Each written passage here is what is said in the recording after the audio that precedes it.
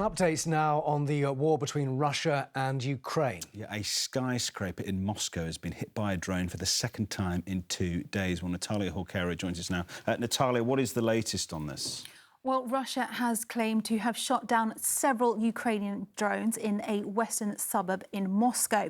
Now, a high-rise building was struck that housed 3 government teams, but only the glass was damaged. There were no reports of any injuries. The same building was also struck on Sunday. Again, no injuries were reported.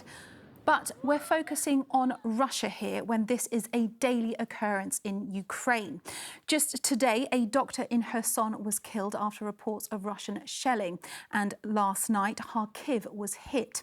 2 floors of a college dormitory were destroyed, although there were no reports of any injuries.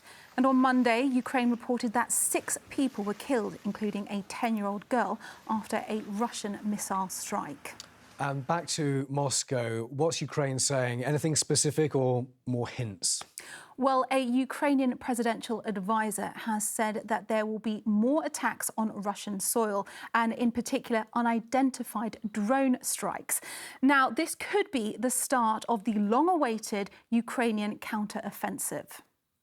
I think the drone attacks on Moscow, and perhaps most famously the drone attacks on the Kremlin itself, and it was hit by 2 drones back in May, indicates that the Ukrainians and President Zelensky are attempting to bring the war home to the Russian population.